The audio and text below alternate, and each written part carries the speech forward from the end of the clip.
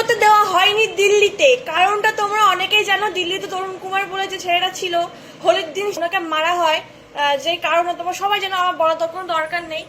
ঈদের দিন, দুদিন আগে ঈদ ছিল, ঈদের দিন মুসলিমদের ঈদ উদযাপন করতে দেওয়া হয়নি। কখনো এত হিন্দুদের একসঙ্গে, এত হিন্দুরা একসঙ্গে হয়ে প্রতিবাদ কখনো করতে দেখা হয়নি। আর এটা না করার কিছু নেই, এটা করতেই হয় সঠিকই। এটা যদি একটা মুসলমানদের ক্ষেত্রেও হতো তাহলে মুসলমানরাও একজোট হয়ে এটা করতেন।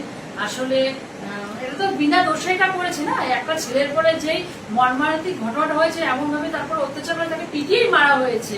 তোমরা সেটা জানো, সামান্য একটা ছুতো নিয়ে তাকে জীবনটা তার মানে রাখতে দেওয়া হয়, তাকে পিটিয়ে মেরেছে।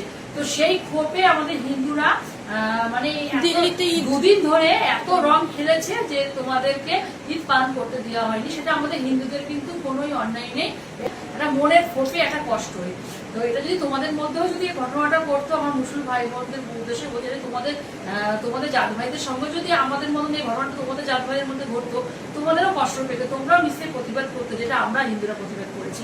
তো এটা রাগ করবে না কেউ, এটা নিয়ে মন খারাপ করবে না। এটা যার যার ভাইয়ের সঙ্গে হয় এই অন্যায়টা, সেটাই বুঝতে পারে।